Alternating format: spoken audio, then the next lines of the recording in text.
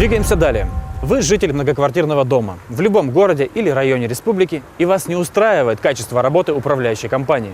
Как не потерять время на жалобы не в те инстанции и быстрее добиться справедливости?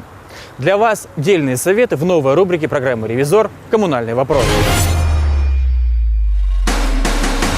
Здравствуйте, я Дарья Шучалина, ЖКХ «Контроль». Очень часто в наш центр обращаются жители домов, которых не слышит управляющая компания. Наглядный тому пример – Елена. Крыша старая, кирпичи падают нам на голову. Вентиляционная шахта у нас вся забита. Куда я только не обращалась, на нас никто не реагирует. Главная ошибка жильцов – обращаются не туда. Не следует обращаться в администрацию муниципального образования. Не нужно писать в правительство или главе республики. Если вы собственник квартиры в доме и у вас претензии к управляющей компании, вам необходимо взаимодействовать с ней. Сначала вы обращаетесь устно. Если на ваш звонок в управляющей компании не отреагировали, вы пишете заявление туда же.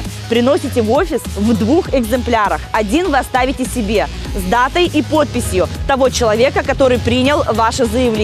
И ждете. Если управляющая компания в срок до 30 дней никак не отреагировала на ваше заявление, тогда у вас есть право пожаловаться в Государственную жилищную инспекцию. Таковые работают в каждом городе и районе нашей республики.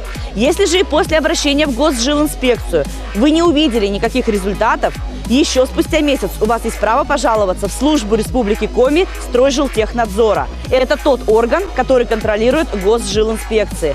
От этого органа вы обязательно дождетесь помощи. Эта схема универсальная. Она действует в любом случае, когда речь идет о претензиях собственников жилья к своей управляющей компании.